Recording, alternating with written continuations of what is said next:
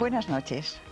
Hemos subtitulado el programa de hoy Ser o no ser para una mejor comprensión del tema que vamos a tratar. El mundo, el tipo de vida nuestro, está basado y substanciado en el curso espacio-temporal en el que transitamos.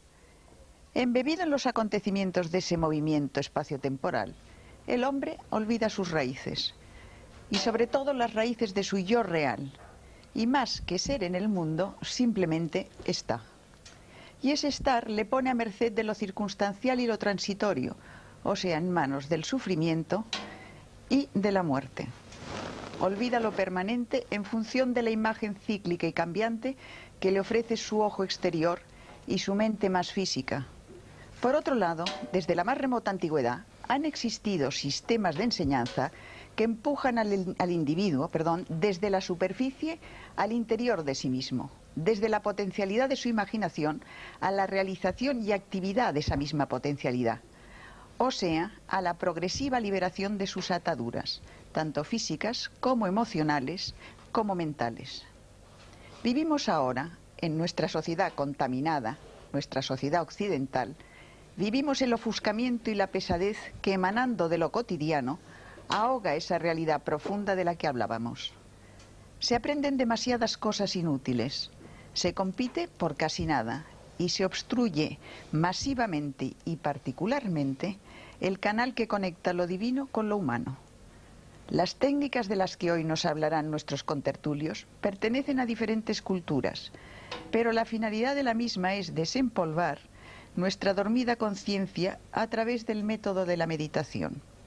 El problema está, pues, en elegir entre ser un individuo o simplemente estar en el mundo sin ningún sentido. Todo ello es una sugerencia para una mejor expresión vital. Escúchenlos. Voy ahora a presentarles a nuestros invitados que les hablarán, pues, de meditación y conciencia.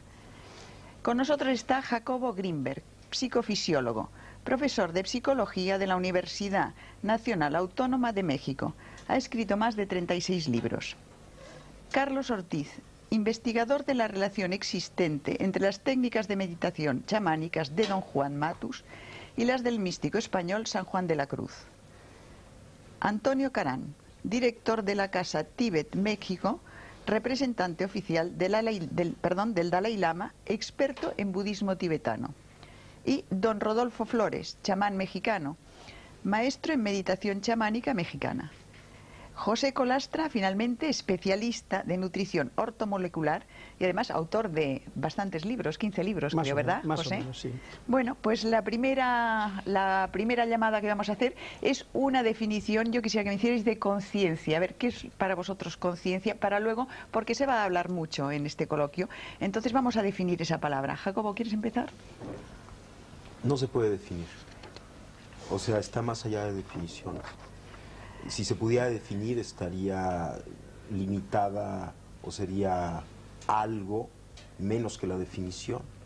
Ten en cuenta, perdóname que te interrumpa, que aquí nosotros en Europa tenemos, no sé, muy marcada, no sé si vosotros también, como definición de conciencia algo referente a la moral. Por esto quería que lo aclarases.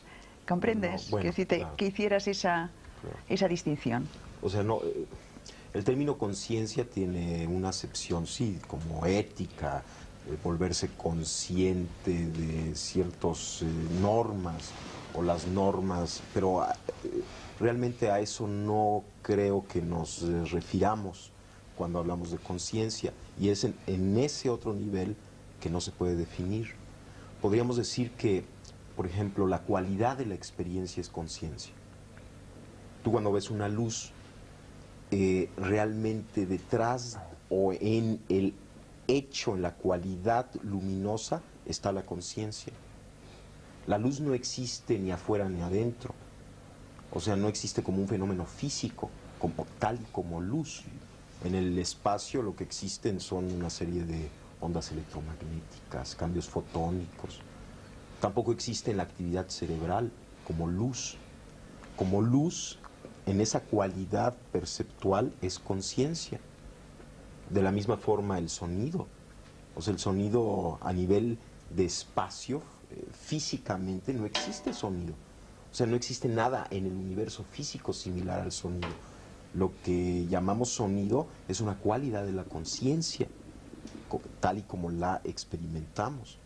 O sea, si tú analizas a nivel físico lo que percibimos como sonido, pues es un conjunto de cambios vibracionales de moléculas de aire, pero no hay sonido ahí, como tampoco existe sonido a nivel físico, fisiológico.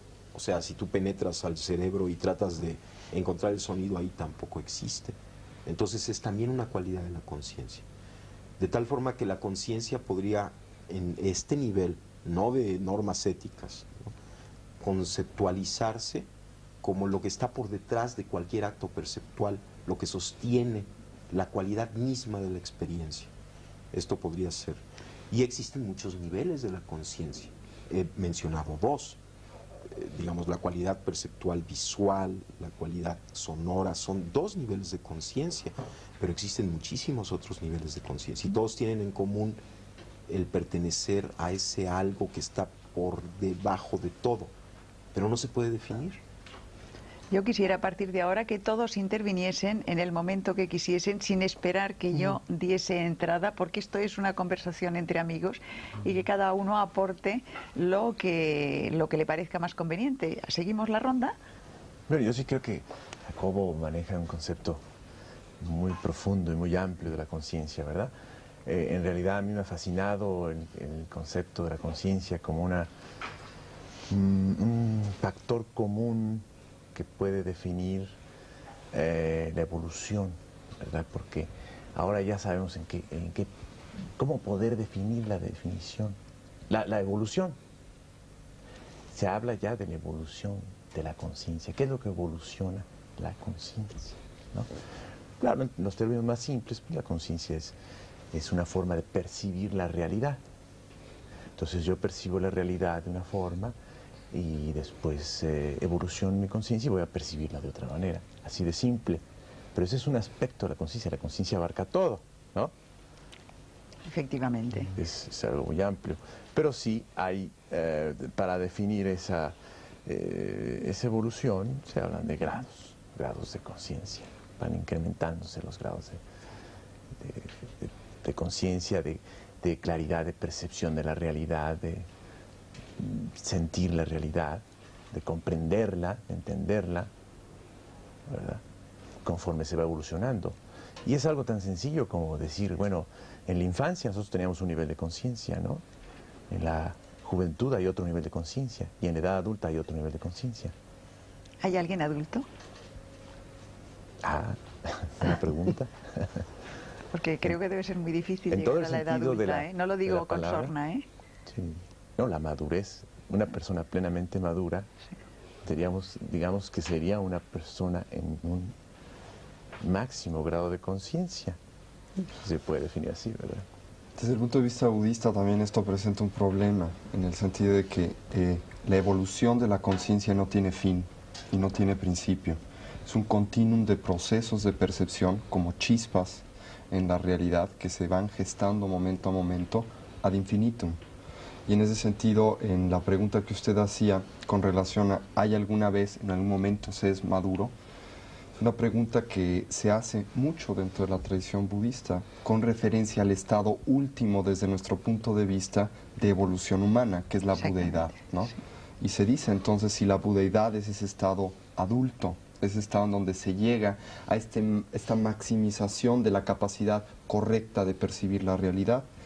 Y los budistas, los textos clásicos tibetanos y la tradición oral tibetana, dice que no, que este proceso de budeidad, en el momento en que se lleva a esta completa y pura estado de unificación perceptual, es solamente el principio de otro nuevo proceso. Y cuando se termine ese nuevo proceso, también ese estado de finiquitación de ese proceso, ¿no?, es el principio de otro, ad infinitum. Entonces, cuando hablamos de conciencia, hablamos de un proceso tremendamente complejo y, como bien decía Jacobo, muy difícil de definir, porque depende de a qué nos refiramos con conciencia. La conciencia, por ejemplo, desde el punto de vista tibetano, puede llamarse la conciencia intelectual, por ejemplo, que tiene que ver con todos estos procesos lógicos de raciocinio matemático que todos tenemos y que aprendemos a realizar a través de nuestra experiencia de vida, ¿no? y que tienen por propósito fundamental desglosar la realidad, categorizarla y hacerla familiar. Este es un tipo de conciencia, no la última, solamente un proceso de conocimiento. Pero hay un tipo de conciencia mucho más profundo, a la cual los tibetanos llaman yeshe. Y este tipo de conciencia la definen con una sola palabra: luminosidad. Y no es que sea una bola de humo luminosa que tengamos en algún lugar del cerebro y brille, sino es simplemente la capacidad de iluminar, en otras palabras, de hacer presente y de hacer parte de, un poco lo que definíamos como simplemente el conocimiento en sí, el darse cuenta. Y de hecho conciencia se puede traducir como este darse cuenta. Pero aquí volvemos a otro problema: ¿quién se da cuenta? ¿No? Entonces este es un problema que se trata mucho dentro de la tradición budista. No hay un punto central que se dé cuenta. Es un proceso unificado, pero muy complejo de definir también. Don Rodolfo, ¿cómo lo ve desde su punto de vista? Desde nuestro punto de vista chamánico, sin niveles académicos ni nada, lo vemos de la forma más sencilla. El despertar de la conciencia es encontrarse a sí mismo, y dentro de ese encuentro en sí mismo encontrar la luminosidad en el amor y en compartirlo hacia los demás por medio de la manifestación del espíritu, a través de el bien por el bien mismo. Es como nosotros lo concebimos, nada más. Colastra. Bueno, es una pregunta Hemos hecho la primera ronda. Sí, es una pregunta un poco difícil porque tiene dos lecturas: el nivel humano y la posibilidad de que conciencia se pueda describir desde otro nivel. Desde el punto de vista del nivel humano, pienso que el doctor Grimper tiene muchísima razón, porque el término conciencia es muy difícil de definir si lo limitamos exclusivamente a nuestro enfoque, a nuestro nivel. Pero desde un nivel trascendente, yo diría que conciencia, la cualidad que caracteriza de forma más precisa al término conciencia, es la de una presencia integrada, pues podríamos decir del verbo, es decir, de lo trascendente, de lo sutil, de lo que está más allá de lo contingente. Una presencia. Esa presencia se puede caracterizar pues por muchas cualidades y por muchos enfoques, pero en realidad es como si existiesen una serie de canales o de conductos a través de los cuales ese algo que también Carlos mencionaba, ese algo detrás percibe. La naturaleza de ese algo es la que los místicos han tratado de averiguar y han tratado de conectar, y eso les ha producido pues una serie de fenómenos que hemos llamado pues aparentemente milagrosos, pero creo que es una presencia integrada. Vamos a ver, me gustaría que cada uno de vosotros nos contaseis los sistemas que habéis aprendido o que practicáis para ese desarrollo de la conciencia, la metodología un poco, para que la gente sepa que hay diversos caminos y que incluso cada uno pueda escoger, digamos, que la sugerencia que vosotros lanzáis. ¿Quieres hablar tú, Jacobo? ¿Cómo no? Bueno, yo la técnica de meditación que más me gusta es la observación, porque el observador puede observarlo todo. O sea, todo el conjunto de cambios que ocurren, todas las modificaciones, todos los pues la infinita variedad de experiencias, todas ellas se pueden observar, y por lo tanto el observador es el que unifica.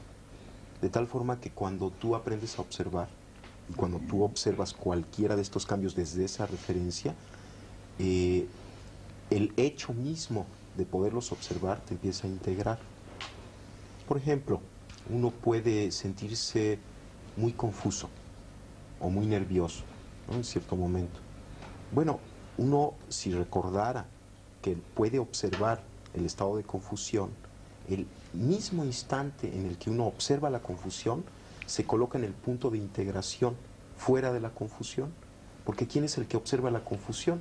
Pues no puede ser nadie dentro de la confusión. Por lo tanto, en ese momento uno recuerda que la naturaleza propia está más allá de esa confusión.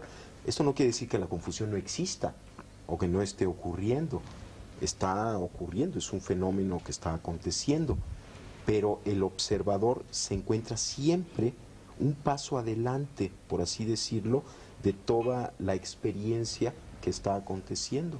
O sea, de la no identificación con la circunstancia. Yo creo que es un poco más complejo que la no identificación, porque en cierto momento uno se da cuenta que todo lo que sucede es parte de la identidad. Esto es, parecería como que hay un proceso intermedio de no identificación, en donde la observación es para mí la técnica más extraordinaria, porque, digamos, es como la evidencia fehaciente, clara, de que siempre en nosotros existe algo trascendente, sin ideología. O sea, no necesitas acudir a ninguna ideología, sino que está allí siempre, todo lo puedes observar. Y siempre hay algo que está observando con quien te puedes conectar. Y aquí lo pongo entre comillas semánticas, esto de con quien te puedes conectar. El simple hecho es que lo puedes observar y el observador se coloca fuera del evento. Pero después de integrar todos los eventos, o sea, cuando acompañas tu vida cotidiana de la observación, empieza a suceder algo, empiezas como a encontrarte contigo mismo. Es una técnica, es una herramienta simplemente que te ayuda a unificar, porque por definición el observador es lo que unifica. Entonces, utilizando la observación, incrementas la posibilidad de unificación en ti mismo. Y llega un momento en que simplemente te conectas con la realidad, estás en la realidad. Y en ese momento, toda la discusión acerca de identificación o no identificación ya no existe. Estás más allá de identidades o no identidades. Pero tuviste que pasar por un periodo intermedio de desidentificación a través de la observación para llegar después a algo que es dificilísimo definir, lo que es ese contacto con la realidad. Porque ahí ya no hay ni afuera ni adentro, ni siquiera hay observador, ni observado, no hay observador ni observado. Simplemente eres tú mismo. Y todo lo que acontece, acontece. O sea, acontece. Y no importa, todo es igualmente importante. Sí, a mí me gustaría apoyar lo de Jacobo, pero dando la interpretación simbólica que da San Juan de la Cruz al respecto, que es muy claro. En su famoso poema de la Noche Oscura, habla que el alma sale de sí misma, ¿no? En la oscuridad de la noche, ¿no? Cuando ya la casa está quieta, sosegada, en silencio, ¿no? Es un simbolismo clarísimo de la idea del observador. Por eso es tan importante saber que cuando se está observando a uno mismo, ¿verdad? Está uno en el nivel del alma, hablando del cristianismo, ¿no? En el caso de don Juan Matus, hay esa percepción dividida. Y cuando uno está observándose, ¿verdad? Está uno en una especie de percepción dual, y en uno de los niveles de esa percepción está uno en lo que llama el conocimiento silencioso, o sea, en el nivel del espíritu, ¿no? Y en el otro está en el nivel de la razón, ¿no? O sea, coinciden perfectamente tanto San Juan como don Juan.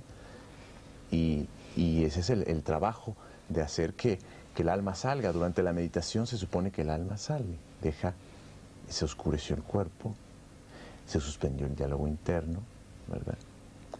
Eso ocurre, se supone, durante la meditación.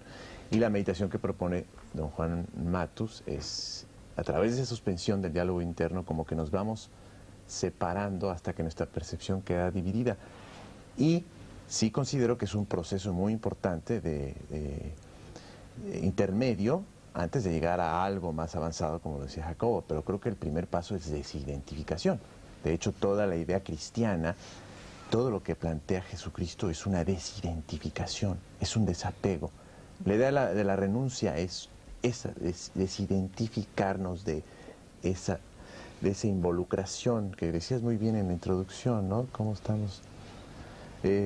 No somos, sino estamos en un proceso de involucración total con el mundo, ¿no? Entonces tenemos que salir del mundo.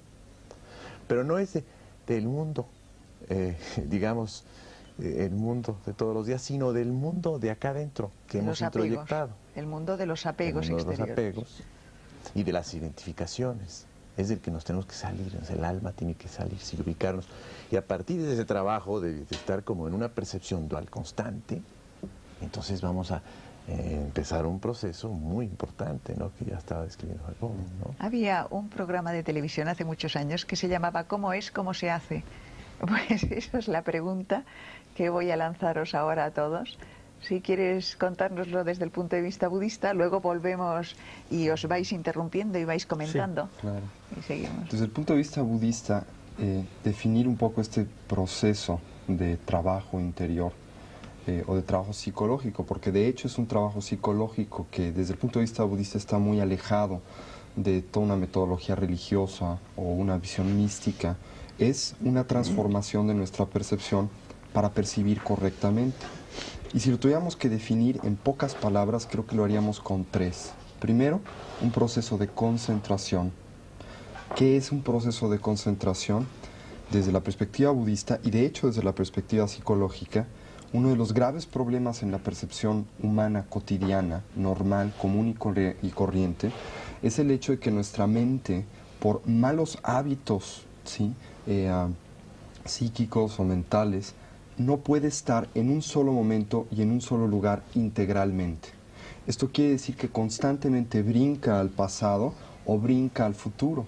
Si nosotros cerramos nuestros ojos un momento y hacemos el experimento, veremos cómo si nos ponemos la idea pera en la cabeza, muy pocos de nosotros podemos permanecer en la idea pera, porque se nos ocurre que hemos dejado la leche en la cocina con el fuego prendido, que mañana tenemos que ir al doctor o al dentista, o que se nos va a hacer tarde para el trabajo, y brincamos, ¿no? Constantemente. No estamos aquí y ahora, que es lo único que existe en la realidad.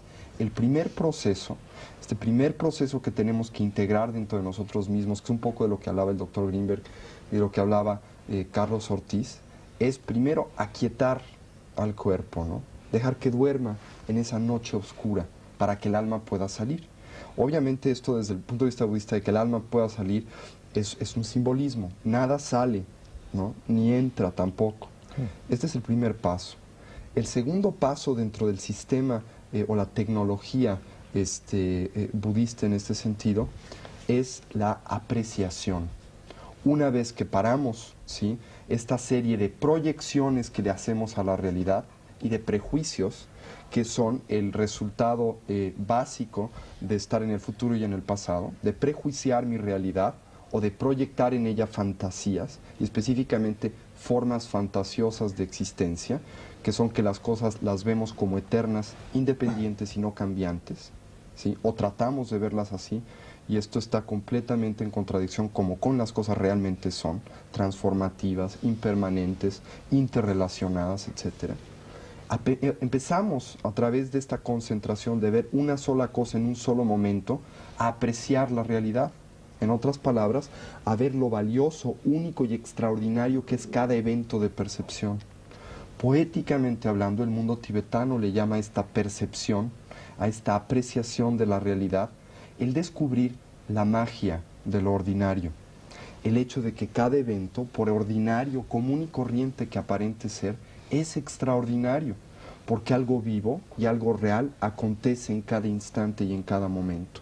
Este es el segundo paso, es este extrapolarse o salirse, que insisto no es un salirse, sino es un abrirse, es un apreciar la realidad. Y después de esta concentración y de esta apreciación de la realidad, viene el entendimiento de la misma. Y el entendimiento de la misma es la fusión directa, la integración o la síntesis de la percepción con la realidad, más allá de sujeto experimentador y objeto experimentado. Esto no quiere decir que hay un extra, un espíritu en los aires que percibe más allá de esto, sino que desde el punto de vista psicológico lo que sucede es que lo que importa en este momento tan especial de percepción ya no es el observador que se desdobla para percibir y trae a sí mismo la percepción, sino la relación. Deja de importar observador y observando, y lo único que existe e importa es la relación. Un poco lo que veníamos hablando. Este proceso requiere de una tecnología, no viene por sí solo, se tiene que cultivar, porque todos nosotros vivimos en el mundo, primero que nada, como decía Platón, de la doxa y de la opinión, en el mundo de las interpretaciones, de las proyecciones y de los prejuicios, pero también en el mundo de los inventarios. Todo lo metemos a nuestro inventario, todo lo metemos a nuestras categorías y muchas veces dejamos de ver las cosas como son. Y cómo son, ¿sí? Es un problema muy extenso dentro de todo este conjunto de desarrollo de la conciencia. Pero podríamos decir desde el punto de vista algo budista, algo muy, muy sencillo, pero muy bello. ¿Cómo son? Extraordinarias, únicas. Un poco es eso. Don Rodolfo. Pues estoy de acuerdo con las tres personas antes, Jacobo, Carlitos y Marco. Nosotros también llevamos el mismo sistema de la concentración primero para poder llegar a un desarrollo psíquico y poder tener la suficiente capacidad de desligarnos de la vida real, que se le llama aquí, ¿no?, para llegar a la vida interior y poder percibir todo lo que está a nuestro alrededor. Pero las técnicas pues no varían, son las mismas, ¿no? La concentración, la entrega total, ¿no? El desprendimiento de todas las cosas que nos atan aquí, en el aspecto materialista. Pero vamos a ver, nosotros, por ejemplo, si pensamos en una actividad de un budista, nos imaginamos a un señor sentado en la postura del loto, rapado, vestido de amarillo y en una celda de un monasterio o en un templo. ¿Ustedes cómo lo hacen? Nosotros lo hacemos de la forma más sencilla y simple, ¿no? Nosotros podemos hacer nuestra concentración en cualquier lugar, siempre y cuando saneemos primero el ambiente, ¿no? Sanear el ambiente es decir, pues, quitar todo, evitar todo tipo de vibraciones negativas, ¿no? Pero lo único que tenemos que hacer es sentarnos, concentrarnos y recibir esa energía que nos da la capacidad de la percepción o del acecho, como decía aquí Jacobo, ¿no? Creo yo que es de lo más simple, ¿no?, que pues hemos heredado por el tradicionalismo, por lo que sea, ¿no? Pero pienso yo que también es la capacidad del individuo en el entregarse, en el darse, ¿no?, para poder recibir eso. Yo quisiera añadir una cosa antes, que creo que es un poco importante en la tradición budista. Nosotros generalmente cuando hablamos de budismo, muchos sí nos imaginamos a gente rapada en un monasterio meditando, ¿no?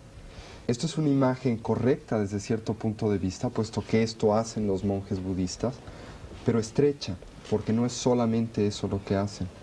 La meditación, primero que nada, este proceso de desarrollo de la conciencia o de atención, primero que nada requiere una técnica que nos permita entrar en el mundo de la concentración. Para entrar en este mundo de la concentración tenemos que tener un laboratorio controlado. No podemos hacer un experimento a grandes planos si primero no lo hemos controlado en medios controlados de laboratorio. En otras palabras, nos tenemos que salir un poco del mundo discursivo, del mundo de ruido, del mundo de las presiones, del estrés, a un ambiente controlado. Segundo, tenemos que simplemente sentarnos. Yo disiento. ¿Tú disientes? Sí. No necesariamente pienso que debe ser un ambiente controlado. Desde el punto de vista budista se tiene que empezar así. Por eso es lo que se tiene que empezar así, porque si no se empieza en un ambiente controlado, son muy contadas las personas que tienen la capacidad de trascender este diálogo interior. Es muy fácil decir desde el punto de vista budista, bueno, concentrarse es nada más pensar en una cosa. Pero ¿cuántas gentes que dicen tener concentración pueden realmente fijarse en una sola cosa en un solo momento, a pesar de decir que están concentrados? Esta concentración trasciende el nada más tener una concentración para estudiar bien. Es una concentración mucho más profunda y técnicamente se define de una manera especial, pero es el principio. Después de que se ha logrado algún resultado en esto, entonces la meditación se convierte en lo que se llama meditación en acción. En otras palabras, que ya podemos ser conscientes en todo momento del día y en todo lugar, nos podemos dejar crecer el pelo, podemos salir del monasterio, ¿sí? Y estar consciente hasta de que la mosca vuela, pero Perdona, primero tenemos que empezar. Déjame Sí. que le tú estás diciendo que para empezar esas técnicas hay que retirarse del mundo, o se pueden hacer esas técnicas en medio de la Plaza Roja de Moscú, quiero decir. Para empezar estas técnicas, uno se tiene que retirar de su diálogo interior. Pero no del mundo. No necesariamente. Pero lo más momentáneamente. sencillo, lo más sencillo, lo más útil es hacerlo, ¿no? Si estamos en medio de la Plaza Roja y somos guardias y nos están dando órdenes, es muy difícil que tengamos el tiempo, la conciencia de hacerlo. No imposible, y hay técnicas para hacerlo dentro del budismo, pero es difícil. El budismo es un sistema tremendamente realista. Entonces dice, ¿no? Es muy fácil andar en bicicleta, pero si ustedes no primero aprenden con 2 rueditas, luego le quitan otra y luego el padre lleva la bicicleta, pues sí, habrá alguien que pueda andar a la primera, pero será el 1%. Sin embargo, hay muchas más vías aparte del budismo. Ah, Sí, claro. La vía chamánica es una de ellas, ¿no? La que tú Y otras vías, ¿no? crees. Yo creo que la conciencia es una paradoja. Es una paradoja verdaderamente iluminadora, porque el observar la realidad y ser consciente al mismo tiempo de los propios procesos internos puede llegar a clarificarnos el horizonte. ¿Cuántas personas encuentran un fenómeno, por ejemplo, tan esquivo de investigar, precisamente de crear condiciones de laboratorio o de control, como decía Antonio, en el fenómeno de la sincronicidad, que ya estudió Gustav Jung? Es decir, hay como una especie de camino de doble vía. Por una parte hay una observación de lo exterior y por otra parte otra observación de lo interior. ¿Cuántas veces un sueño, una visión onírica, nos plantea una imagen que después se refleja en el exterior? Y nos confirma que el exterior y el interior son la misma cosa. Entonces, yo pienso que el fenómeno o el intento de llegar a una trascendencia y a un desarrollo de la conciencia está basado precisamente en la observación y la comprensión y la aceptación de esa paradoja. Y el saber que podemos situarnos en la percepción exterior y en la percepción interior. Y el saber también que, en definitiva, en un nivel trascendente son la misma cosa. Entonces, si partimos de esa base, y sobre todo en el aspecto de la educación, en la cual Jacobo es un experto en el tema de trabajo con niños, nos damos cuenta de que, pues simplemente se trata de educar la observación, de saber qué es lo que vemos y qué es lo que ve dentro de nosotros. ¿Tú practicas alguna técnica especial? Sí, yo utilizo, en el tema meditación, utilizo la meditación con cristales de cuarzo. Porque pienso precisamente que una forma muy fácil de desarrollar ese tipo de contacto es la observación. La observación del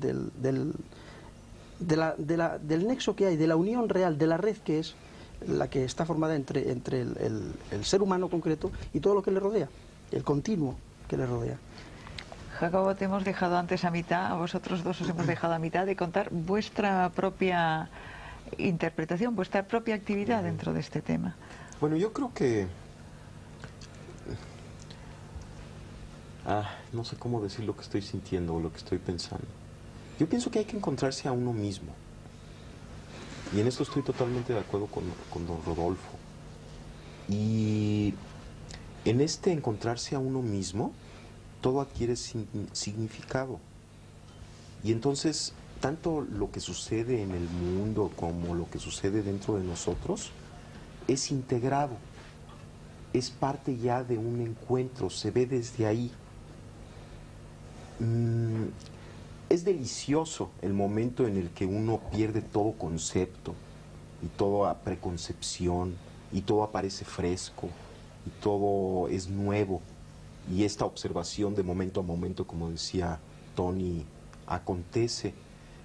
Pero hay algo que está detrás de esta percepción y que yo no puedo pensar que no exista. Y es uno mismo, que no es el ego. No, es el sí mismo que diría Ibn Arabi o sí, es el los sí místicos mismo, estos. que está más allá de más todos allá, los eventos cambiantes. Es algo que uno tiene que encontrarlo y también es muy difícil definirlo, pero tiene que haber ello, porque si no hay eso, entonces no hay significado. Y yo pienso que el significado es muy importante. Y tampoco me estoy refiriendo a un significado lineal o restringido. Pero yo indiscretamente te preguntaba cómo lo haces, qué técnica usas. Mira, ¿Qué es lo que quería saber claro, de que los que faltabais ahora para...? Mira, yo la técnica que utilizo consiste en una primera fase, te sientas, cierras los ojos y empiezas a observar tu respiración. Empiezas a observar tu respiración y van a aparecer pensamientos, van a aparecer sensaciones, no las reprimes. Por ejemplo, si aparece un pensamiento, pues lo dejas pasar y vuelves a tu respiración. Aparece otro pensamiento, lo dejas pasar, lo observas cómo nace y muere y vuelves a tu respiración. Que por cierto es una técnica común con el budismo, es exactamente lo que se hace en un primer nivel en el budismo. Sí. Igual. Esto como que te prepara porque en una primera fase tienes que aprender a concentrarte, tienes que aprender a centrar tu atención, tienes que limpiar tu mente. Y la forma de limpiar la mente no es peleándose en contra de la mente. Exacto. No la puedes quitar, no hay forma de quitarla. Y si peleas en contra de ella es lo peor que puedes hacer. Constreñirla, que no piense, eso no se puede hacer. La fortaleces, pero tampoco pienso que es malo tener mente. No. Hombre, es necesario tener un entendimiento, claro. Es maravilloso, porque sería desastroso quedarnos sin esta parte. Sí, pero hay que trascender un nivel. Claro, pero esta mente que nos molesta, estos pensamientos repetitivos, yo pienso que sí hay que limpiarlos, y la forma de limpiarlos es aceptarlos, paradójicamente es aceptarlos y dejarlos pasar, y dejar que afloren y que afloren y que afloren hasta que llega un momento en el que empiezan a calmarse, y entonces uno puede fundirse con la respiración, estar en ese punto. Bueno, esa es una primera fase de la técnica. Una segunda fase consiste en empezar, por ejemplo, a observar tus pensamientos, tu cuerpo, tus sensaciones, unificar tu cuerpo, recorrer tu cuerpo, observar parte por parte, ir sintiendo, aceptando, sin pelearte en contra de tu cuerpo, sin juzgarlo, sin analizarlo, sino simplemente, por ejemplo, después de que estás en esta respiración ya concentrada, empiezas a sentir la parte alta de tu cabeza, las sensaciones táctiles, las sensaciones de la superficie. Después empiezas a sentir cada parte de tu cuerpo, vas como bañándolo, recorriéndolo poco a poco, hasta que llega un momento en que puedes observar tu cuerpo como una unidad. Es como recuperar tu imagen corporal. Entonces observas tu cuerpo, estás de testigo de tu cuerpo al mismo tiempo que sintiéndolo. Cuando logras hacer esto, el budismo, porque es una técnica budista, se llama vipassana, es una forma muy extraordinaria de curarse, de limpiarse, además de colocarse en el punto de observación en donde puedes percibir todo tu cuerpo como una unidad, estás aceptando todo lo que sucede ahí, pero estás en una posición trascendente con respecto al mismo. Exactamente. El siguiente paso es empezar, en la técnica que yo practico, es empezar a activar una percepción simultánea, de tal forma que percibes todo tu cuerpo, con todas sus sensaciones corporales, y simultáneamente tu respiración. Exactamente. El siguiente paso implica, por ejemplo, poner atención a tus pensamientos. Entonces, percibes tus pensamientos, qué pensamientos hay, qué relaciones hay entre un pensamiento y otro, qué redes de pensamientos acontecen, y las percibes con la misma actitud que percibiste tu respiración y tu cuerpo, sin juicios, sin análisis, aceptando todos los pensamientos que acontezcan, pero colocándote de testigo de los mismos. Estás al mismo tiempo sintiendo, viviendo tus pensamientos, pero en el punto de trascendencia con respecto a ellos.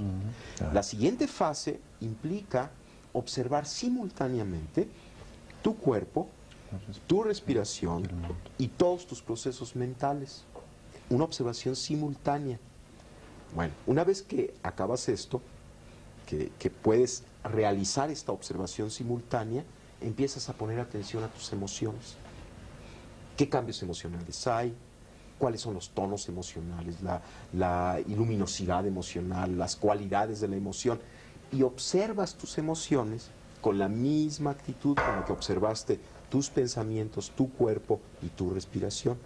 Cuando logras esta observación de tus emociones, observas simultáneamente tu respiración, tu cuerpo, tus pensamientos y tus emociones. Después empiezas a observar de la misma forma tus imágenes internas, hasta que logras una percepción, una observación, igual que como observaste el otro, sin juicio, sin análisis de tus imágenes internas, y haces simultánea la observación de tu respiración, tu cuerpo, tus pensamientos, tus emociones y tus imágenes internas.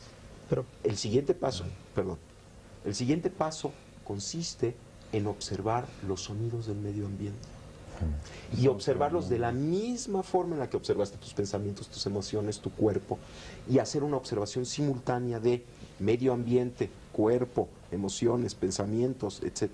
Después, observar el mundo visual. Llega un momento en que cuando puedes hacer una observación simultánea de todos los componentes de tu experiencia, sucede algo extrañísimo. Hay una especie de umbral que se atraviesa y te conectas contigo mismo. Pero ¿quién es el ti mismo con quien te conectas? No se puede describir, porque está unificando todo aquello. De alguna manera, la técnica de incorporar observación a la observación y de hacerla simultánea te hace llegar a un umbral en donde todas las concepciones que tenías de ti mismo desaparecen y te conectas con algo que está más allá de esas concepciones, pero mucho más cerca de ti mismo que nunca antes. Y te das cuenta además que ese ti mismo es inseparable de la totalidad. ¿Y qué es la Pero totalidad? todo eso son condiciones de laboratorio, Exactamente. condiciones de control. Yo voy más allá, que son válidas y perfectamente útiles, pero yo voy más allá. Es que la conciencia se puede buscar también en la observación diaria de cualquier evento que a nosotros nos sucede. Pero perdón, es exactamente lo mismo. Sí. Bueno, en el sí. momento en que logras la observación del mundo visual, del mundo auditivo, de tu cuerpo, Entonces, estás puedes en integrar. cualquier lugar, en cualquier situación, y estás observándolo desde el mismo punto de referencia. Estás consciente. No es Lo único condiciones de que se laboratorio. dice es que si no hay un proceso previo de capacidad de atender, entonces en lugar de atender, en lugar de observar, nos estamos yendo con las cosas. Un poco lo que decía Jacobo para profundizar nada más una cosita. Yo diría que más bien de lo que se trata es de trabajar sobre el tema educativo, Sí, porque claro. me parece que el niño tiene la frescura suficiente, la capacidad suficiente en un sistema educativo idóneo para ver todo esto como una cosa totalmente natural. De acuerdo. La forma en la que el niño percibe la realidad es totalmente instantánea y directa. Entonces estamos hablando y estamos dando la sensación o la imagen de que necesitamos este proceso. Y posiblemente lo que necesitemos no es este proceso, sino no degradar una capacidad natural que tenemos desde que llegamos al mundo y que podemos ir ampliando progresivamente. Pero es otro tema. Esto depende. Perdona que diga, pero como este programa lo hacemos para personas que deben estar hechas una ruina, entonces casi mejor Pero es que no hablemos de damos la niños. impresión de que Sí. necesitamos Para adultos, digamos, mejorarnos. estábamos contando un Eso poco es. la historia. Me Claro. perdonáis, pero Carlos Ortiz no ha dicho Me su gustaría parte mucho en este tema. continuar con el simbolismo, ¿no?, de San Juan de la Cruz. Es importante aclarar que en ese proceso de separación estamos hablando de todo, del desapego, de la desidentificación. Para poder observar está uno desapegándose, salir de uno mismo, ¿no? Dice San Juan de la Cruz en su poema. Para eso hay que hacer la noche oscura del sentido, es decir, de los sentidos, de las emociones Que tranquiliza. que se da en la meditación. O se puede dar instantánea, porque hay que hablar de la meditación momentánea e instantánea, vamos a decirlo así, ¿no? Se tiene que dar la noche oscura del entendimiento, o sea, se ve la realidad sin juicio, y ahí se entra la percepción directa. Ahí está. Por eso hay que hablar de ese tipo diferente de meditación, pero que hay que entrenarla en el laboratorio, como dices, en la meditación de sentado, ¿verdad? Y se da la noche oscura de la memoria, o sea, de ubicarse en el aquí y el ahora, olvidarse del pasado y olvidarse del futuro, así tiene que ser, ¿no? Y también la noche oscura de la voluntad, en cuanto a esa suspensión momentánea de esa voluntad reactiva, ¿verdad? se suspende de pronto, por un momento. Entonces, ya nos ubicamos en dos tipos de meditación, una que es de sentados, ¿verdad?, donde se nos va a facilitar ese entrenamiento de ¿qué? De hacer noche oscura, de todo nuestro cuerpo y mente, para podernos salir, es decir, desapegarnos. Con ese entrenamiento ya podemos ir a la realidad, con los ojos abiertos, ¿verdad?, y estar practicando esa observación de silenciarnos, ¿no?, instantáneamente, y ver el mundo, ¿no? Ahora, don Rodolfo, yo quería preguntarle, ¿tiene usted más facilidad que la gente que estamos educados en esta vorágine occidental e intelectual, digamos, que el resto? Usted y personas como usted. Bueno, en el aspecto de la meditación no lo hacemos nosotros tan complicado ni nada, ¿no? Es una forma sencilla y natural. Perdone, pero es que a lo mejor usted no lo necesita. Es que hay un fin en el que sigue el chamán, desde un principio, ¿no? El chamán piensa en el aspecto de nosotros, ¿por qué quiero ser chamán? ¿Por qué quiero conocer esto? ¿Para qué lo quiero? ¿Para qué lo necesito, no? Entonces viene el desprendimiento del ego, o sea, lo necesito y lo quiero para servir a los demás, para darles a los demás, para participar en la vida activa de la sociedad, pero inculcando una nueva idea de la desintegración del materialismo. ¿Pero solo con este fin o va más allá? El fin también de llegar a la evolución, el fin de alcanzar mayores niveles de conciencia, el acercamiento, o decirlo, a Dios, ¿no? De llegar hacia Dios. El chamán en México se basa mucho sobre la filosofía o la doctrina del Maestro Jesús de Nazaret, ¿no? Amar al prójimo como a ti mismo. Entonces seguimos todos los principios de ello. Si vamos a hacer una cosa, la vamos a hacer con todo el amor debido para que salga bien. Si no tenemos esa capacidad de amor, pues no podríamos hacer nada. Si lo hiciéramos por el dinero, lo hiciéramos por los obsequios, o lo hiciéramos por todo ese tipo de cosas, o porque se nos corresponda con agradecimiento y esas cosas, pues no sería seguir esa enseñanza. Entonces lo hacemos con el fin de alcanzar el tesoro propio de la satisfacción de dar por dar. ¿Son ustedes capaces de acelerar la práctica de otra persona? Pues todo depende también de la persona que quiera recibir este tipo de enseñanza, ¿no? Pudiéramos decirle. Ninguno de nosotros somos maestros. Todos siempre estamos aprendiendo de todos. Yo estoy aprendiendo mucho de ellos. Pero en diferentes grados.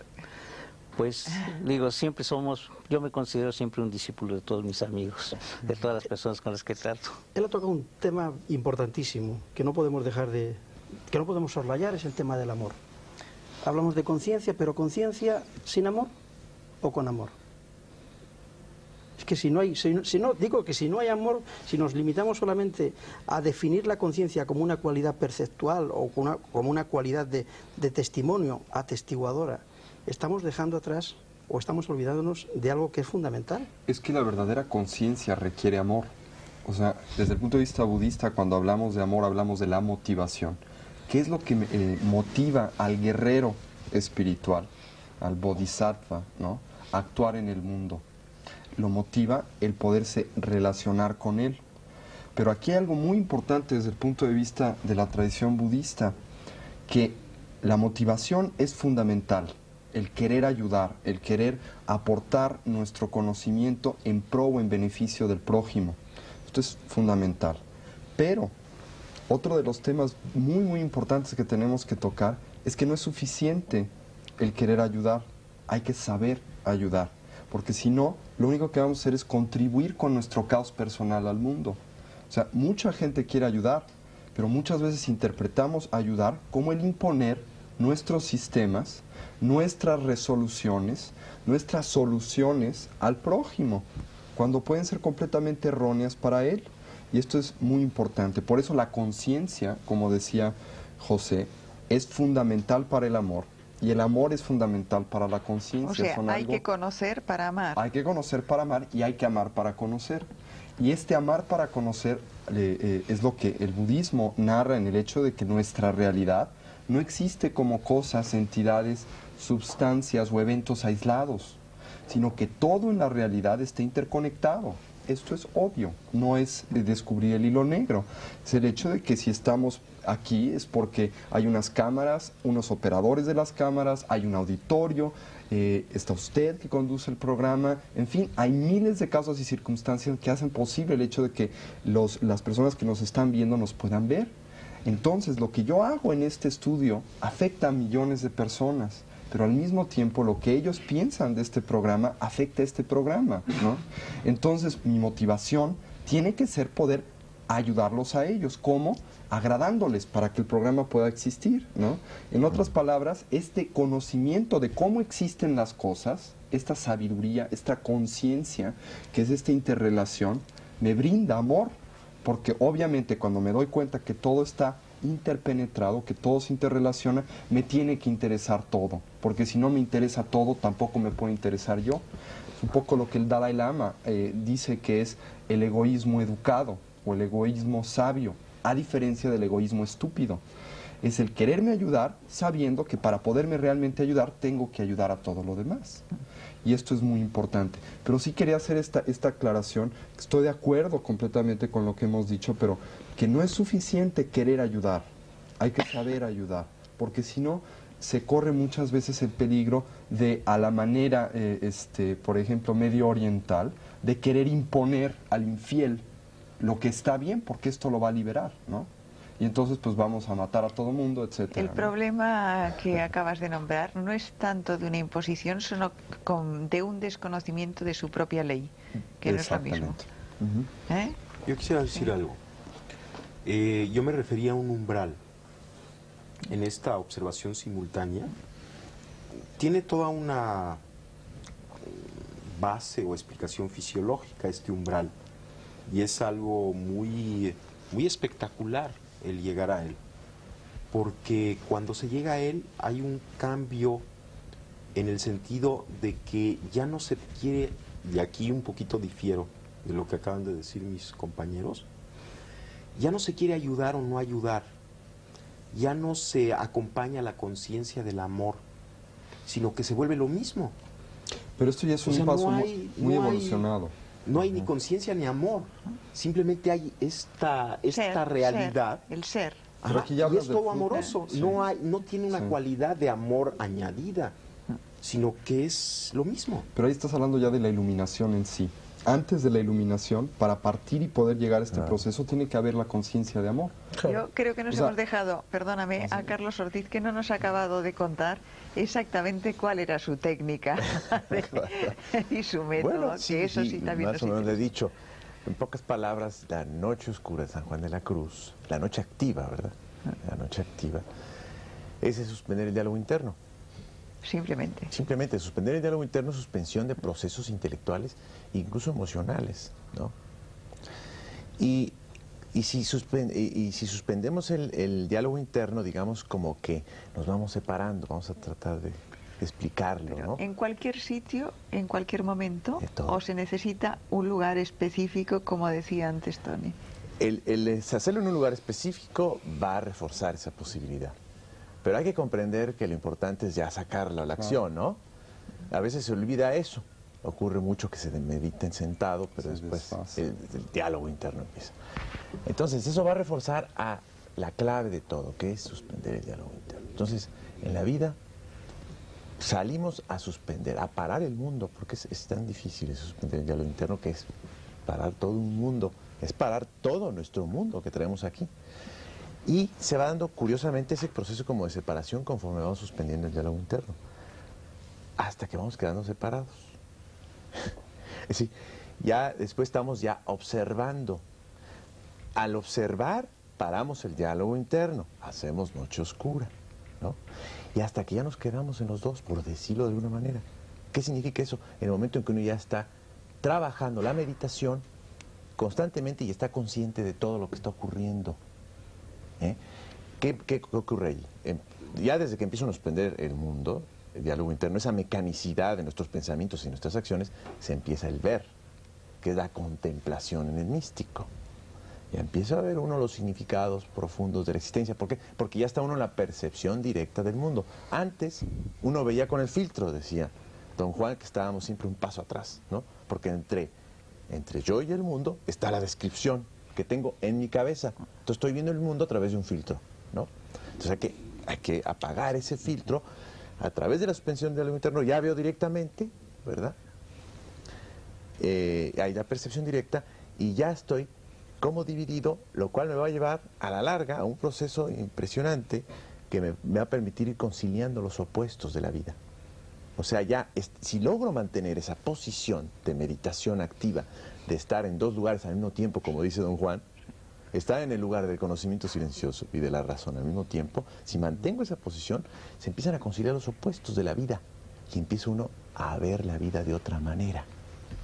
Yo quería la saber... paradoja que yo mencionaba Sí, antes al de la principio. conciencia de doble vía. Ahora, yo quería preguntaros una cosa. La ¿Una paradoja. mayor adquisición de conciencia es de alguna manera un mayor desarrollo energético? ¿Hay una relación entre conciencia y energía? ¿El proceso de aprendizaje genera una mayor energía en el individuo o un mayor despliegue? ¿Y hay una relación? Pero ¿desde qué punto de vista quieres? Energético, Desde el punto de vista fisiológico, por ejemplo. biológico. Bueno, si el desarrollo de la conciencia implica una expansión de la misma, como parece ser que lo implica, Bien, ¿no? Y por lo tanto, evidente. la expansión de la conciencia implica que cada vez te abres a mayores y mayores realidades, las haces tuyas, dejas de estar separado de mayores y mayores realidades, y en eso es la expansión de la conciencia. O sea, tu conciencia primero era la consecuencia o la consideración de que tu yo estaba restringido a tu cuerpo. A Pero no tu me estoy personalidad. refiriendo solo a esto, ¿eh? Yo me estoy refiriendo a niveles energéticos Sí, sí. concretos. ¿eh? Sí, ahí voy. Sutiles. Entonces, si la expansión de conciencia implica el incorporar lo que antes era externo a ti como parte de ti mismo, ¿sí? Si esto es así, entonces definitivamente